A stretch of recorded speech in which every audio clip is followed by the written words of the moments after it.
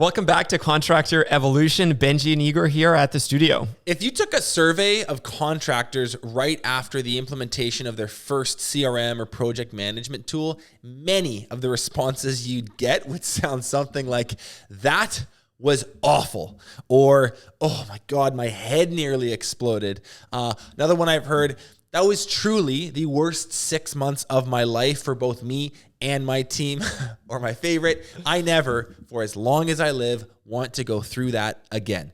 Now, technology and software are supposed to make your business life simpler and more efficient. So why do so many entrepreneurs talk about the adoption period like veterans talk about the war or mothers talk about childbirth? This whole tech overwhelm thing, especially for contractors, is something we've been wanting to get some answers on for a while now, which is why we're so excited to have Ben Hodson on the show today. Ben is the co-founder and CEO of Job Nimbus, which is one of our favorite pieces of contractor software. You may have heard of it. And we thought, who better to teach us how to implement technology headache-free than the guy who builds it? We're big fans of Ben and Job Nimbus for a couple reasons. First, it's super customizable and it integrates easily with everything. It's relatively simple to implement as well compared to other CRMs, and they have a dynamite customer support team that is very hands-on throughout the entire process. It's also a super robust tool that you can grow into for many, many, many years to come. Ben himself is very accomplished too. Job Nimbus is his 10th startup. He's raised tens of millions in venture capital over his lengthy career. And on a totally unrelated note, he's an active musician playing in a rock band and a published comic book author too. Now, despite the resume and the many talents, Ben is incredibly humble and down to earth, and you'll be able to tell immediately he is super switched on. We will definitely have him back on the show in the future. So in today's episode with Ben, we get into a lot of cool stuff. Some of my favorites, we talk about how to think through your own software success criteria and to develop an actual decision-making process and matrix to ensure that you select the right tool in the first place rather than making these all too common impulse buys and then realizing months later that you're on the wrong platform or bought something you don't at all need. Yeah, that sucks. Ben also talks about how to foster adoption amongst your employees and avoid this super common pushback situation from staff that so many entrepreneurs experience when they're trying to integrate technology. We also get Ben's unique perspective on what elements of our trades and construction sector are the most ripe for disruption and what you as a business leader need to be getting ready for. So if you've purchased a CRM and are barely using it, or if you are frustrated by your tech stack or lack thereof, or if you're still managing your business on a spreadsheet, but you're thinking about taking that next leap, this episode is a must listen. So let's get into it with Ben from Job Nimbus. You're watching Contractor Evolution, where we unpack the systems, tactics, and skills you need to take your fast-growing contracting business to the next level. You're here to learn what it takes to scale up, work less, and increase profitability. You've come to the right place. Stay tuned to learn what separates the new breed of contractor from the old school, and welcome to your ultimate guide on the business of contracting. Hey, Ben, welcome to Contractor Evolution. We're really excited to have you. This is going to be a fun one. It's good to see you again digitally. The last time I saw you was at a really fun party you threw in Cabo. Thanks for having me. That was a blast. That was awesome. Yep. Good times. So I want to dive in with what I think is a pretty simple question, but it's worth unpacking. Why is the implementation of CRMs, project management tools, like other software-based systems, such a frustrating, slow, perplexing challenge for contractors? I think I'd probably just disagree a little bit with the question in the sense that it's not always frustrating for everybody. And that's, I think, where the real interesting part is. Why does it work for some and not work for others? You hear kind of both sides of the story. It's so funny. Well, I'll hear customers say, this was the easiest thing ever, and it took our business to another level. Another person, this didn't work for us. We never used it. It's like, okay, guys, you're the exact same type of company in the same industry. What was the difference? It was how they implemented it, was how they approached the whole process, you know? So there's a couple different things that you can think about in terms of this. I actually might start first by just talking about price for a second, because One of our good competitors, AccuLynx, sometimes people say, oh, AccuLynx is really expensive. I actually don't think that's true if you get the value out of it. And when you say expensive, what you're noticing is that business owner is in a consumer mindset. And that kind of makes sense. A lot of people don't know how to switch their brains to be business owners. When you're a business owner, you think about ROI, not about expense. It actually doesn't really matter what something costs if there's a return on that investment that makes sense. So you're much more thinking about the value you're going to get out of something and less about the price of it. Now, of course, you have to have the right budget, but it sort of starts there. So then the question becomes how do you figure out the value of what you're going to get? Yeah. So I got some ideas around that, but before I keep talking, any questions or comments so far? I don't want to just talk over the top of you guys. Is there anything about that group? And I like how you frame that question. The one follow up to that would be are there assumptions about these tools, their functionality, the implementation process, that the group of contractors who do genuinely struggle with this, are there assumptions about it that they make that kind of get them in that position in the first place? I understand for some people it's easy, but there's a whole host of contractors who are I never want to go through an implementation again. That was the worst thing ever. Yeah. So what is it that gets that group in trouble, do you think? Yeah, for sure. So I think it starts actually with a little bit around understanding what you're even trying to accomplish. So I call it outcomes, basically. But saying, okay, why are you even looking for this software tool in the first place? You clearly have a problem. And actually, one of the things that we see a lot with our customers when they first come to us, Job Nimbus does a lot. It is a very broad and powerful system. And they sort of come to us with a problem saying something like, we have a lot of jobs slipping through the cracks. We're not following up our leads correctly, maybe is one example, or we don't have good visibility on this. Great. That's the core problem that got them started on the search. And then suddenly, as soon as they see all the other things we can, let's turn this and let's do this and do that. And they actually get overwhelmed because that's not actually the right way to approach any software buying problem. It should always be what am I trying to do? And focus on getting the value on that. Fix that problem, then work on the next problem. You actually create more problems when you try to do more implementation of things that aren't the core issue of your company, because everybody has strapped for resources. They don't have enough time to do all the things at once. Yeah, this is a really interesting point, and the importance of understanding your organization. I'm not even thinking about this from a software perspective, but understanding where your gaps are and where your opportunities are, and starting there with that whole search. So I just want to, Benji, take it from here then, because there's a very kind of related to what I'd love to get into. When it comes to selecting the right tool, that's obviously such a critical step, but there's so many options out there. Everyone's claiming to be the best. Where do you, what is your advice, and what do you do even as a business leader when it comes to selecting the right stuff? Where do you begin right from this needs analysis? How do you go through that entire process? And how should contractors kind of frame this up in their mind? Because there's just so many options out there, and there's so many things that you could do with software. Where do you begin? Yeah, it's great. Honestly, going back to 2012 when we started, 80% of this market was using pen and paper, or what I would call primitive digital means to manage their business. Excel, whatever, some Google Docs, something like that, right? Dropbox may be their core system for their company. And so if you think about it in that context, and you see all the tools we have today, I mean, it's been a huge shift over the last 8 or 9 years in having much better tools in this industry. People don't have a context. They haven't been buying this stuff for their business. They don't have the experience of how to do this. I mean, me being a software owner, having lots of businesses over the years, I've bought hundreds of thousands of dollars of software for every company. I know how to negotiate these deals. I know how to size them up. I know how to break them down.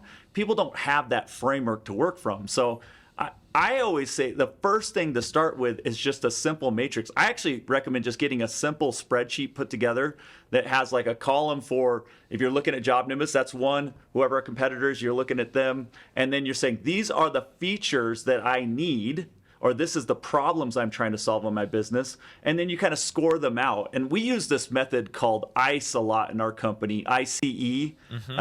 We call it I.C.E. for short, which is I for impact, C for confidence, and E for easiness. And when you put those three things together, it gives you a really good idea of what your highest priorities are. You can use this for anything in your business. I.C.E is super powerful as a prioritization tool. So how would you use it? You'd say, okay, I have an idea. One of the things I've got a problem with is lead tracking. I don't have good visibility and if we're working all our leads. Okay, great. If we had a tool to fix that, what would be the impact? Score that 1 to 10. Now, the second thing is confidence. How confident are we that the tool we're looking at is actually going to solve this problem for us? That's the C part. And then the E part, easiness. How easy is it going to be for our people to adopt this and use it and that sort of thing? You get a score 1 to 10, 1 to 10, 1 to 10. You add it up and you get a 23 one place and a 7 another place. Now you know the 23 is what you should be working on. That's the highest one. And it makes it very easy because you get overwhelmed otherwise with all the features that a lot of these tools have. Yeah, and this is a very different approach than just going out and looking at like, hey, here are 5 tools. Let's look through their marketing collateral, through their website, talk to their salespeople, and get just sold a bunch of stuff. Which, these organizations have pretty sophisticated marketing and sales functions, right? I was going to say that these guys are good. They've got great collateral. They've got great stuff on YouTube. Their funnels are well built. Their salespeople are exceptionally well trained and well paid. So if you get kind of lost in the mix, it's a slippery slope. It's not hard to make a bad decision and actually feel really good about it. But I think the key thing, the point that Ben's making is to come at this from a totally different angle, which is to think about your organization first. And this sounds like a bit of like a decision matrix where, on one that's side, exactly what it is. Yeah, totally. Right. Like on one side, you've got your needs analysis and you're listing out your needs. It can be 10 of them. It could probably, I'm sure sometimes like 80 of them, from everything to marketing, to sales, to financial stuff, to production management. And you're figuring out your needs. And then I guess on the other axis, Ben, is that right? Then you've got on the other axis, you've got the potential you got options. the scores for each of the potential applications you might look at. Totally. I would say less than 1% of people in this market are doing that right now. I'm always shocked when people come to us and, oh yeah, I did a demo with these guys. Okay, do you even remember what it was and how do we compare? And I'm not necessarily suggesting that you go super, super deep on this. It could just be you pick the top 2 or top 3 and go after them. But having some kind of decision criteria is like table stakes in making a software buy decision, especially when it's your core application in the case of Job Nimbus. How important is it as well? And maybe this is one of those criteria that gets considered. Maybe this is the easiness one, but how important is it to understand what the actual implementation process looks like, and not just look at like the end product, like, hey, in a perfect world, then when this is all done, my life is amazing. Like, you also need to look at the path in between where you're at right now and that actual that greener pasture that you envision. Like, how important is it to really scrutinize the steps involved with implementing each piece of software? Because I assume they're not all made equal. Some are easier than others, some have better support. Yep. So is that a factor that you would encourage people to look at pretty closely? 100%. It's probably the most important factor, and yet a lot of times it's glanced over because they look at the price, they think about some of the cool things it can do, and then they buy. And actually, the most important part of that decision wasn't either of those. It was the implementation. Like, how is this actually going to work in my company? And so I think about like Job Nimbus as one example. This goes with a lot of pieces of software. We have some really strong tools in this market now. You take somebody like a Leap to Digital or whatever, and all the things you can do with their estimating tool or Sumo Quote, So if you look at this from the standpoint of thinking about it in the context of, let's say, an analogy like a weightlifting type analogy. If you were a company and you see sort of a picture of the strongest man in the world and you see how much load he's pushing up, you're like, oh, that's cool. I want to be the best company in the world at what we're doing. I want to be number one, right? But if you were to go over to that barbell as a new guy in the gym and try to lift it, you would hurt yourself or possibly worse, right? So it's that strongest man didn't start there. He moved up. So think about it this way. Like, you walk into a gym and you see a ton of different equipment there, and you're a guy just trying to get strong and you haven't been doing any of this before. It's very overwhelming.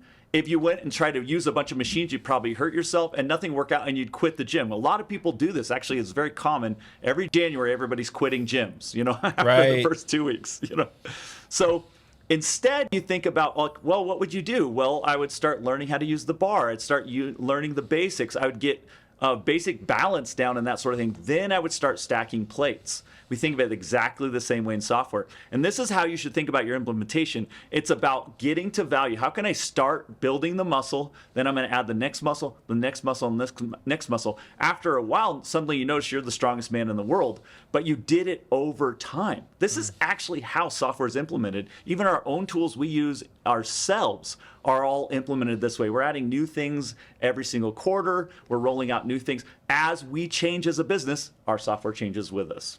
I love that analogy. It's like if you, I've tried to teach a few friends how to snowboard, for example, and I've made the mistake of taking them down like a blue or a black on their first day. They wipe out. They're screaming at me the whole way home, and they're never snowboarding again. You know what I mean? Yeah. I've ruined the chance. I think the same thing probably applies to this. If you try to do too much too fast with these systems, you can kind of, I don't know if traumatize yourself is a strong word, but you can leave a really nasty taste, and you're not super motivated to go give it another whirl, or go deeper into that tool. What Ben is saying reminds me of your 10-pound dumbbell bicep curls. It's the right analogy. I literally did blow out my back last week. When we were prepping for this, Ben, I can tell you this now, is literally, I was on Robaxa set in bed because I'd done exactly the thing that you just described. Back to the 10-pound dumbbells. I've got a back thing for you that'll change your life. So talk to me afterwards. I'll give you the little hint on that. It's a book called The Back Mechanic. It'll blow your mind. Now, actually, this back analogy is so perfect that you just brought this up, because if you think about it, it's like the next step, if you're thinking about the gym, is to go okay, what was the thing I'm going to do? Well, my back hurts really bad and lower back. Then that's the muscles to work on first. Whatever's the biggest problem in your body, in your company, that's what to work on. So, I need to work on my back muscles. Great. Which machines would do that, and get to value on that? Start getting relief in your back. Start getting relief in the company. This is how you succeed with software. It's taking it one step at a time and getting to value quickly on the biggest problems. Okay, when you say that, it sounds so intuitive. It sounds so obvious. But I because of the feedback we get from members and what I just hear about people's experience with this, that can't be the case. Is it your experience that a lot of people kind of come into these broad systems with many tools that can address many pain points and just kind of implement things arbitrarily? They just pick random things off the shelf rather than really honing in on their pain and then going from there?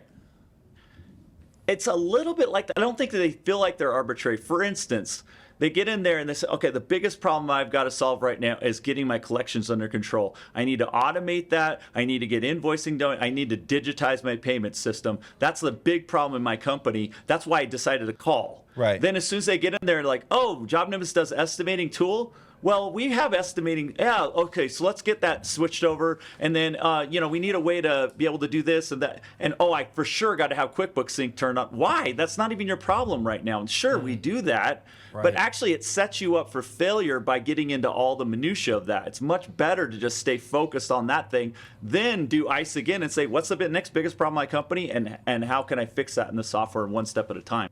Mm-hmm. This is something fundamental I've noticed in really good leaders across all kinds of industries, but it's absolutely true in our contracting space, is that good leaders are absolutely able to isolate what is their lowest hanging fruit and their highest impact bit in the organization. We have, and that's partly the problem in business, is you're always got 40 flashing red lights, but it's really about isolating which one of them is gonna move the needle the most.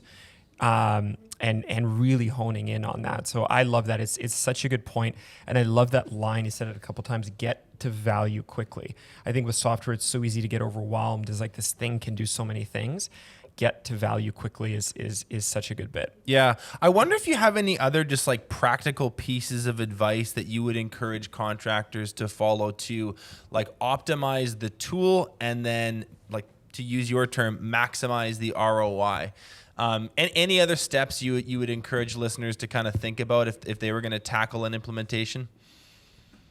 Well, I think a lot of times where I see some struggle there is the owner may understand the big problem, may have bought the tool, may be super excited, and then they roll it out to their company and say, okay, guys, we're using this new software. And everybody's like, what? That's not what I'm doing. Like, screw that, you know. I have to track my hours every time I get to a job site? Yes. Yeah. And so then they go and they say, the owner comes back and says, hey, my guys won't use it. Well, hold on now. The first thing is, did you get to value? No. Did it make your business better? I mean, I'll tell you a little secret. Whatever you're doing right now in your business that's working will stop working at some point. This is the entire game, is to figure out how to adapt as you grow. Okay, and anybody who's staying the same is not growing. I guarantee it. So when you say, oh, my guys wouldn't use it. So what, you're just going back to what you were doing before? Well, yeah, because my guys wouldn't use it. Okay, hold on. How could you get your people to use it? And one of the things I think that's super critical in anything you're doing in your business, start with the why. There's actually a book by Simon Sinek called Start With Why that's a highly recommended read, but the concept is easy to understand. People become much more motivated to do something when they know the reason behind it instead of being told what to do. So you might go to them and say, hey, we're coming into some problems as a business. We've been getting a lot more jobs and we're having this and this issue. And we're looking at the best companies that are much bigger than us and they're all using this tool. And so we want to adapt. Now, it's going to be hard for us because it's change, and change is hard, but we're going to do it because we want to be the best company. We want to go to the next level. We're not going to sit where we are. And then everybody in the company goes, hell yeah, that's exactly what I'm thinking. And sure, it's still tough, but at least you got buy-in from people instead of just telling them, hey, we're going to use this tool.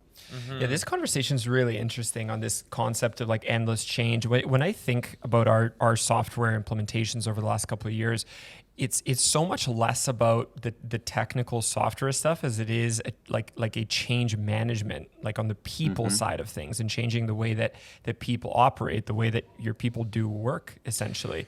But what Ben's saying is such a powerful point. If you are trying to foster adoption with your team, you need to personalize the feature and benefits to that individual. It's not just like, hey, we want to implement Job Nimbus because it makes my business better. It's we want to implement Job Nimbus because this specific feature makes it easier for you, Mr. Technician, Mr. Roofer, Mr. Laborer, Mrs. Office Manager, Mrs. Project Manager, whoever. This makes your role easier, better, more fun, and here's how. When you start with that, I think the steps that are involved, and it is change and it is hard, those are received not on deaf ears, but with a level of like eagerness and openness that makes implementation possible. Because that is what you just said about people like, well, I tried it and then forget it. They won't do it. I hear that like 3 times a week from people. It's so common. Yeah, exactly. And so, well, just tell your people to do it. Just force them or fire them. That's not the right way to do it. And then nobody's going to do that anyways. So it's about persuasion. And actually, here's another little secret of Business 101. It's all about persuasion. Everything you do all day is persuading your employees, persuading your customers. It's all about getting them to do something that you need them to do. So that's why company mission, company values are so important, because it's persuasion to get on board with what we're trying to accomplish, right? Yeah. It's why it's so important of how you present your sales pitch to the customer. It's persuading them to use you instead of somebody else. So it's all about what is in it for that employee. Yeah. Something I've heard Ben talk about, which is really neat, I think, when you're diagnosing, like there's some sort of issue in the company, big or small.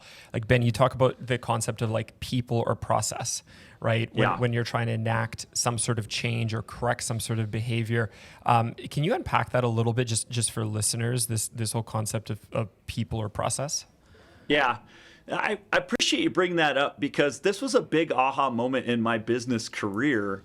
JobNimbus is the 10th company I've run over the years, and I thought I kept layering on new learnings in my first few companies, and business became extremely complicated. I thought, oh my gosh, I can't even understand everything because there's so many things to think about. It's like when you are first learning golf and you try to do your swing and you're like, okay, I got 70 things to remember and I remembered 12 and then I still did it wrong, you know? Yeah. That's what I felt like every day in my business. And then I started saying, wait, I'm a big fan of simplicity and essentialism. By the way, another great book, highly recommended. is called essentialism. The idea is to take your top 10% most important things and put 100% into that instead, and just say no to everything else. So where's this all going? Well, you think about more reductively about business, it's actually only two things. It's a people and a process. That's your whole business. See how you do something and who's doing it. That's it. That's the entire crux of a business. Okay, well, that's a lot easier to understand because now every problem that we have in the company, I can ask myself, is this a people problem? If it is, then I'm going to go down the route of like, do I have the right person? Are they in the right seat? Do I need a hire here? Is it a process problem? Then I'm going to go down the route of like, let's get a process defined. And is everybody on the same page if we have something defined? It's much easier to understand and fix problems when you think about it as people or process. I love that term, reductive thinking. It applies to a lot of stuff we're talking about, including just coming back to this whole software implementation topic. I think, especially at the beginning, it is really about like reducing what are we going to take on if the software can do these 80 things. What are we really reducing this down to in the first 6 months? I think what he's saying about get to value fast is you need to have an essentialist's mindset when you're adopting this. Literally, what's the 10% most painful thing in my business? Let's fix that first, and then fix it well. And then maybe we can look at the bells and whistles, the advanced features, the cool stuff that's really exciting. Maybe then we can move on to that. But for heaven's sake, like don't get too excited too early and forget what you actually like, why you did this in the first place. That's what I think creates the overwhelm. Yeah, it's an interesting word, reductive thinking. I don't think I've ever heard anyone talk about that before you, Ben. The other thing that's a lot of people use it in a negative context, but I think it could be very powerful if you start slicing off things. Totally. The other thing that's apparent to me in this conversation, just with Ben's mindset, and he says this is the 10th company that he's built, just with all this mileage that he's had in businesses and as a leader, it's clear that he's got a very like journey-esque view to business and leadership, right? Like it's not, especially in our younger generation, there's so much like instant gratification that I think people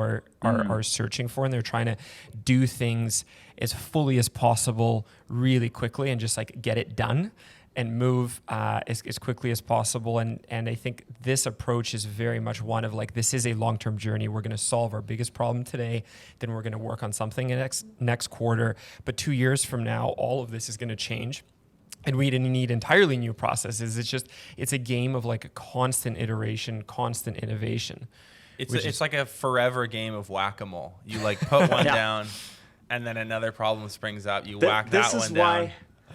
This is why I love business so much, because there's always something going wrong. It's so interesting. And even if you've done it a bunch, the new problem set every time, like, well, sure, I understand we're having a problem in sales, but you can't just go run a playbook. You have to figure it out in the context of that business. It's so freaking fun. But you have to embrace that journey, not be like, oh, I hate that there's always something going wrong. You have to actually love that aspect of it, because that's what it's all about. 100%. Yeah, so interesting. I'm curious, going back to the implementation piece, like for Job Nimbus specifically, I mean, like it's a tool that we know really well. We have a lot of we prescribe it to a lot of our members if they're looking for a CRM for the first time or they need to make a switch. And I know a little bit about this, but I'd love just to hear your thoughts and perspective on it. Like, how does Job Nimbus make implementation easy and fast? And simple? Like what have you added to the mix as far as design of the product, customer support, follow-up training and coaching? Like how do you guys make this process as seamless as possible for your new users? Yeah, and it's a really hard problem to solve, to be completely honest, because you've got a giant platform like Job Nimbus that can do so many things. People are coming to you for different reasons. Like somebody might have a major problem with their estimating and wanting to switch over. Another person might not even have an issue at all. They've got an estimating platform already in place and they're trying to solve a different problem around payments or whatever. There's about 20 different things that people come to us for really commonly, right? So one of the first things that we did is we built out a bunch of templates. So we have we mostly focus on home exterior contractors, and so we have templates for that. If you're a gutter company, we have a template in Job Nimbus that's like, here's how the best gutter companies are working in Job Nimbus, and it gives you all your workflows. It gives you the most common automations. It gives you a bunch of email templates ready to go. Out of the box, you can sort of like start using it. Now, you may want to tweak some of that stuff, but a lot of customers just like, they won't find the time to be able to go type stuff out, write a new email or whatever. They just want something to go with right now. Second thing is we tried all kinds of things to automate onboarding, and that it in my opinion doesn't really work in this industry. You need to be hands-on. People expect hand-holding here because they're not as technical, and so we just embrace that. So we actually, as soon as you buy from us, you get a dedicated onboarder that helps you, guide you through the way. And we think of them as like if you're coming to a gym in the same concept, they're like your personal trainer. And so the first day you get in there, oh, I want to go turn this on, turn that. Hey, can we go try that machine out on the floor? No. First, learn the bar. 10-pound dumbbell. Okay, I'm trying to help you to keep you from getting hurt, and I'm going to make you super strong. And then if you follow the trainer and you eat right and you do the things that they're recommending, you suddenly are the best person in the gym. Same thing with Job Nimbus. That onboarder is helping you through each step. So there's multiple onboarding sessions one-on-one where you get time to get help and get set up. And then we have a whole separate team called our customer success team that reaches out periodically to you to check in to see how you're doing. We even have some tools that monitor how you're using the system. So we see that you're not using a feature that we know you talked about needing. We're going to go reach out to you and say, hey, you're not getting value on the thing you came to us. Let's work with you, help you get rebooted, train your team, that type of thing. So it's very hands-on. So you've got fairly large teams between the onboarders, like the private gym guys, and customer success. You've got, there's a lot of people that are actually there to support business owners. Yeah, we have quite a big staff. Yep. Yeah. So it's interesting. It just comes back to this key point again. I just want to reiterate it.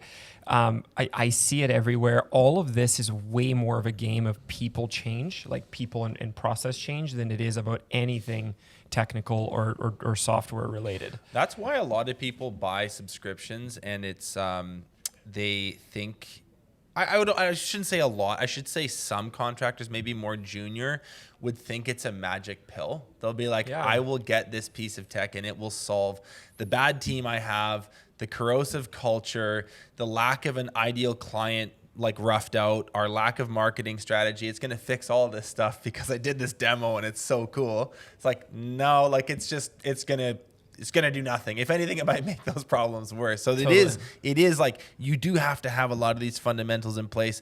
And then an amazing tool like Job Nimbus can help you take it to the next level. But it's a starting bullet. point. Yeah. It's absolutely the starting point. I'll give you a fun example. Last night I was at this art show, and this dude is walking around hobbling with his giant knee brace. Like he tore his ACL, which I've done skiing before. And he's got the huge brace and he's hobbling around. And so I chatted with him. I was like, oh, what's happened, man? And he's telling me about it. And he's like, oh, I'm so excited. I'm having surgery in 3 weeks. I'm finally going to just get this done. Those are his words. Like, I'm just going to get this done. And I'm like, oh, dude, this is where it begins. This is year one. It's like a year of recovery after an ACL reconstruction. Yeah. And I remember I remember the surgeon telling me, he's like, you just signed up for a 400-hour commitment. Like after the surgery, right? It's like an hour a day, every day for a year. But anyway, it's the same kind of thing, right? Like we talked about when you're doing it properly, Ben talked about the amount of work that goes on to just like your needs analysis and your selection. But even when you do select the right platform, Job Nimbus or otherwise, that's when the work really begins. Oh yeah. Right. To get it set up properly. So yeah, very, very journey-esque. Yeah, it's cool. Hey, Ben, I wanted to, I got just like a fun question because I'm just interested in your perspective on this, and I hope listeners are too. I'm sure they will be as well. Like, as a CEO, kind of a visionary leader, you're at the helm of a fairly large organization. It's grown a lot over the last couple of years. You are uniquely positioned to have an angle on this question, which is, from your point of view, what aspects of trades and construction do you think are the most ripe for disruption as a result of technology and softwares and tools like this? The first thing I think about, if you think about our industry in general, we're kind of lagging technology-wise about 15 years behind a lot of other markets. Mm-hmm. Yeah, that sounds all right. And so you might say, well, one way we might predict the future is to look at other markets and see what they're doing. One thing that I think is very common now is we're seeing more and more people doing less interaction directly with a sales rep and much more buying on their own.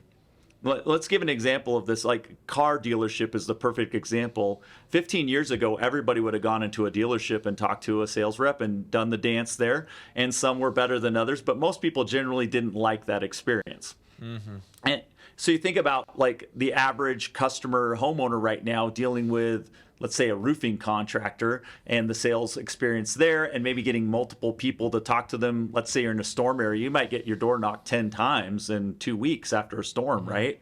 And how are you going to figure that out? Nobody is looking forward to that experience, right? Mm-hmm.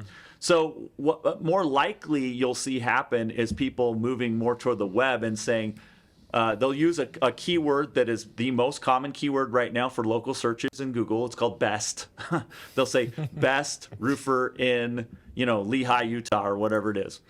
And then they will just accept that Google knows who best is. By the way, if you want to know how Google decides that, it's all based on their Google reviews.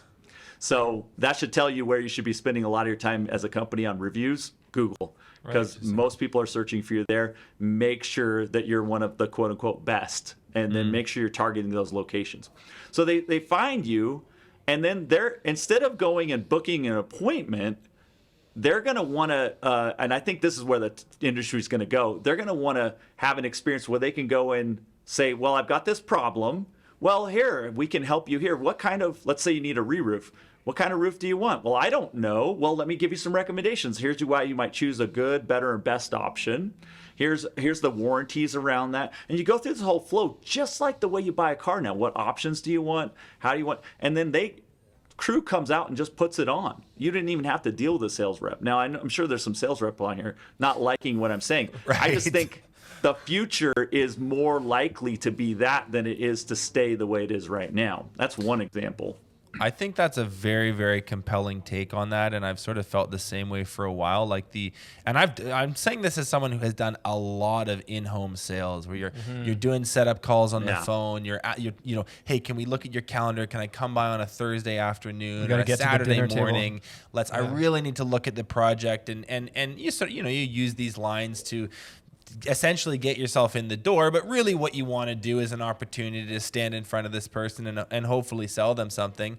And you hear that a lot too with roofing salespeople, construction salespeople, estimators. I just got to get in front of the homeowner. We got to sit down at the table, and as tried and tested a method as that is, I could very well see a future here in the next 10 years where people are they're sending the measurements through, applications which already exist. Like something as simple as FaceTime or Google Maps could do it, but then you've got, Hover and Leap and Eagle View and all these other products that make the measuring easier. You have incredibly cool proposal building softwares like Sumo Quote. This stuff is delivered through email. It's communicated through Loom. It's signed using DocuSign, and literally you're doing this at a push of a button, and the crew shows up a couple weeks later. I think that entire buying process, that entire buyer's journey, is probably, I don't know how long, but at some point in the future, going to change a lot.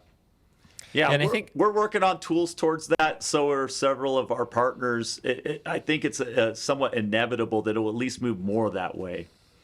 Yeah, I think the homeowner's expectation of the value of their time is also changed. This society just seems to want to do more and more and more. And the idea of giving up a Saturday afternoon to be home for a siding estimate or roofing estimate, or not to mention 2 or 3 of them is just not in the cards, or is there less so.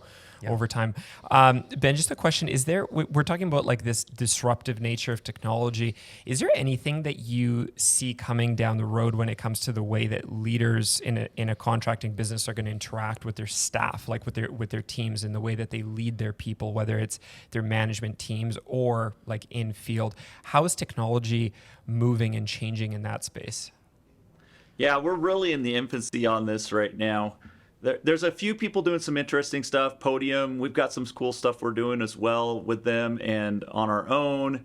But communication tools are super primitive right now. Everybody's just text messaging each other on their phones, and there's no tracking or anything like that. I've seen a couple of really innovative companies try to use Slack. The problem with Slack in this industry is it's really built much more for software companies, and it doesn't quite work in the job context. You really want like a Slack channel per job, and it doesn't do that well. So I definitely see some more communication tools coming. We've got some exciting announcements later this year, actually some stuff that's, I think, going to be earth-shattering for this industry coming out. Awesome. But another part on leadership that I think is interesting, if you look at the solar industry, it was kind of like home exteriors was. And I guess you could group solar into home exteriors, but let's say roofing, siding, gutters, windows and doors, that type of stuff. It's kind of like solar was about 15 years ago. A lot of different companies, everybody was getting into the game. What happened there? Well, what happened was once the money started rolling, which is definitely happening in the roofing sector right now, then really sophisticated business people, sometimes software people, said, ooh, and they go where the money is, and they started moving into solar. And in fact, most solar companies today that are really successful are run by people that aren't contractors. They're business people first and foremost. Well, they're very technically savvy. I will just say they're dangerous to the average company because either they will take you out or they will buy you. So you'll see a lot of consolidation in this market as other companies are getting bought. And then the companies that'll survive are the ones that get much more sophisticated. So if whatever you're doing, again, right now is probably not going to work because I see a lot more sophisticated people moving into this market right now. And that spells trouble for people that aren't leveling up every day in their business. I've noticed the exact same thing with solar. There's consolidation is the right word. There are these Goliath enterprises in the space which don't exist in landscaping or remodeling or plumbing, like not even close. Like these are many, many times magnitude larger. And to use an analogy you used earlier, it's like, hey, to predict the future, look at what's going on in other industries. You know, if solar could be like an early adopter, roofing's a little bit behind it, and then the rest of trades and construction is probably going to follow in the next little bit too. So I think it's very, very interesting when you say, you know, really sophisticated business people go where the money goes. I think that's I think the secret's out on that one. Yeah, the when it comes secret's to out this that space. there's a lot of money in this space. Yeah. And I think the interesting observation here is just how, like, what a varying degree of excellence there is in business and in leadership in this industry, right? Like we talked about this previously. You know, everyone has access to the same number of hours in a day, in a week, right? And some people in this industry with their, you know, let's say 168 usable hours in a week do extraordinary things, and others are doing things the same way that they've been doing them like 20 years ago. And it's just so interesting to observe the difference. And the question I think to ask yourself is like, who do you want to be and where do you want to be on this curve? Because that's really going to dictate where you're going to end up, like 100%. 5-10 years from now. Yeah. What's the cost of doing nothing right now? That's really what I want people to be thinking about.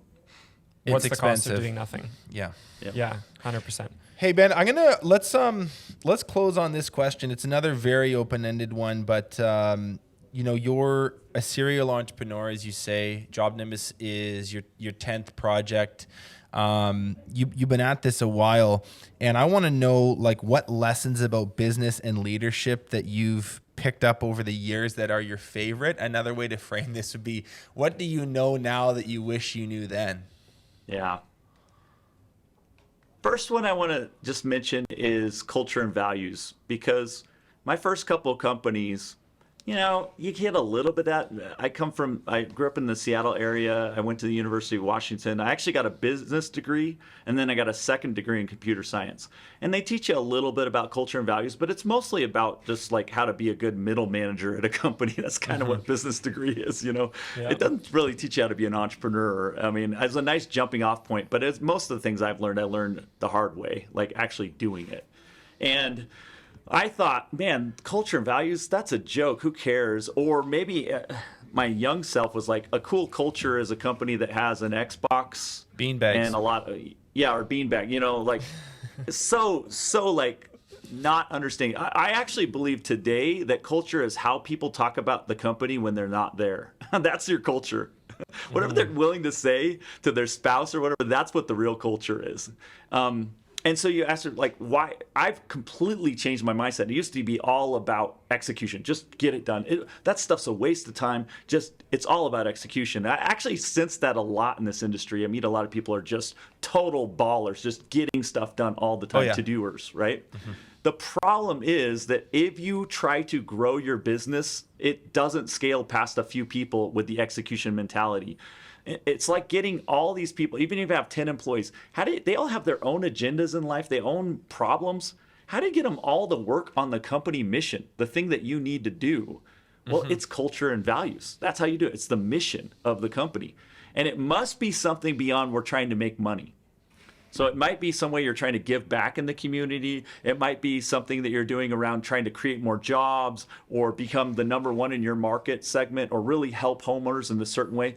But people are looking for meaning. That's another way you can hold on to your employees, is to make sure you have meaning in your work, not just a job or not just going after money, because that's hollow. You're saying without that's one thing I really wish I would have known. Go ahead. I just was going to say you're saying that without that really clear culture and mission and values, like you're creating a very real ceiling for your business. There's a point past which you simply cannot scale, and you may not realize it until you kind of start bumping up against it. But without a clear vision, without clear values, like there's like you said, a handful of employees is probably all that you can keep glued together.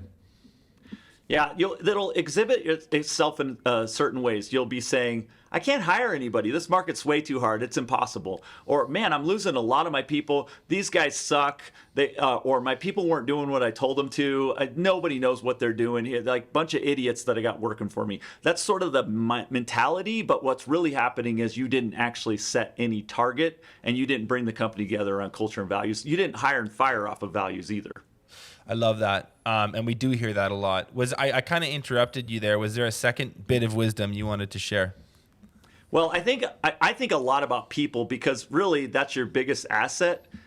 Your process is one thing, but if you don't have the people right, nothing works, right? It's everything. The team is everything. So, in fact, this is a fun little trivia for you. You guys have any idea where the first use of HR or human resources was in history? No. I'm going to guess a coal mine. You're going to be very disturbed. The book 1984 by George Orwell is the first coined term of HR, or human resources, where the concept that people are machines to be discarded, and somehow corporate America disturbingly adopted that as the term.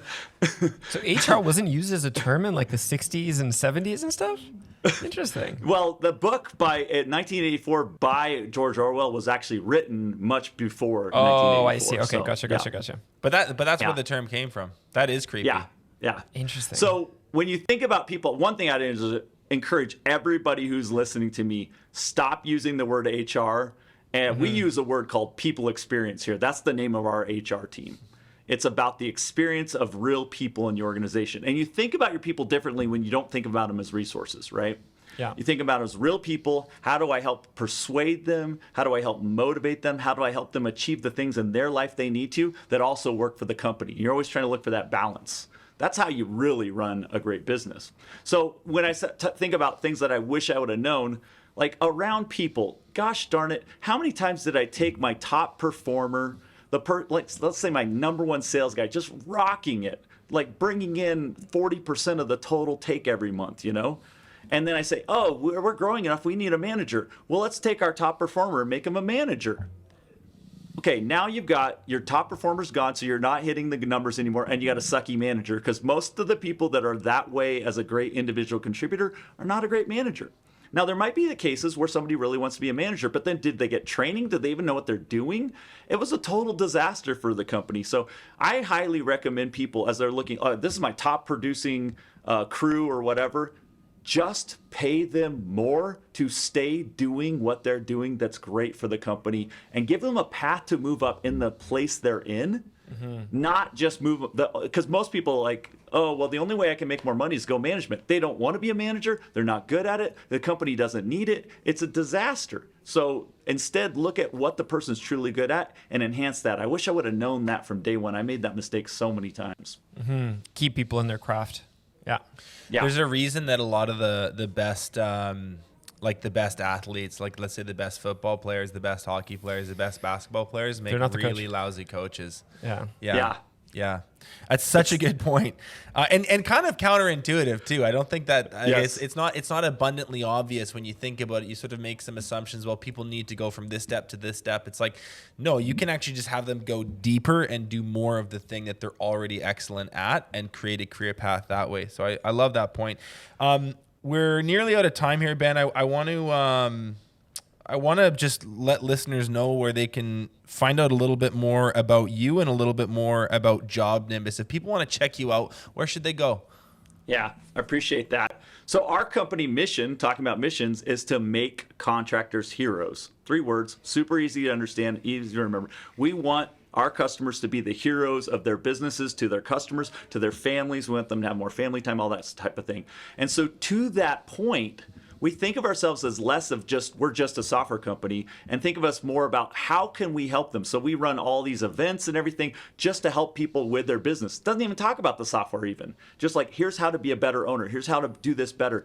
I massively care about this problem. And to that point, I have a channel on YouTube called the Building Business Channel. You can find it under Job Nimbus on YouTube. Just search Job Nimbus, you'll see our channel there. And I put out new content every week. It's usually like a 15-minute interview with somebody who's a leader in the industry about a specific topic. This is a thing you as an owner should be thinking about and working on in the business. And here's some key things you can do right now to take away. I'd start there. I really want to help everybody that's listening here to have the best success that they can. I love that. Amazing. We will include a link in the show notes so that people can find that easily. Ben, you're a busy guy. We really appreciate you carving out the time to speak with us today. This was a lot of fun for us, and I'm sure our listeners are going to love it. So thank you. We'll see you soon. Ben, thanks so much. Great. This is fantastic, Ben. Really appreciate it. Thanks, guys. Thanks so much for watching this episode of Contractor Evolution.